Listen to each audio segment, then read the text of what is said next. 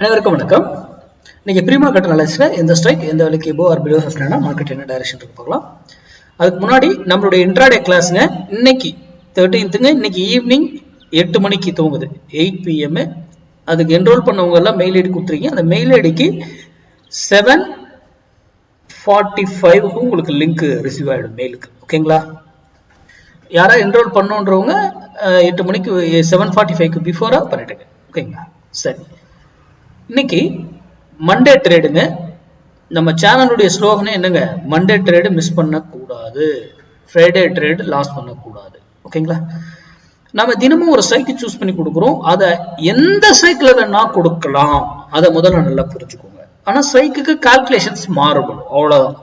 நம்ம கொடுக்கக்கூடிய strikes any ஸ்ட்ரைக்ஸ்ல கொடுக்கலாம். இன்னைக்கு நான் இப்போ 25/200 கொடுக்குறேன்னா 25,300 கொடுக்கலாம், 400 கொடுக்கலாம், 500 கொடுக்கலாம், 100 கொடுக்கலாம், 25,000 கொடுக்கலாம், எனி ஸ்ட்ரைக்ல கொடுக்கலாம். ஓகேங்களா? அது முதல்ல. அப்போ இதை வச்சு நம்ம ட்ரேட் பண்ண மாட்டோம். இது நீங்க சிந்திப்பதற்கான வீடியோ. யாரு பப்ளிக் டொமைன்ல யூடியூப், இன்ஸ்டா எதுல சொன்னாலும் நம்பாதீங்க. இன்க்ளூடிங் நான் சொல்றதையும் நம்பாதீங்க. நீங்க படிச்சு உங்க டெக்னிக்கல் கூட இது மேட்ச் ஆச்சுன்னா பயன்படுத்திக்கோங்க, இல்லையா தவிர்த்துருங்க. இன்னைக்கு 25,200 புட்டு 58 rupeesக்கு மேல இருந்தா மார்க்கெட் இறங்கும், above sustain, market go down. below 25,200 புட்டு 58 rupees below இருந்தா market go up, market upside போகும். ஓகேங்களா?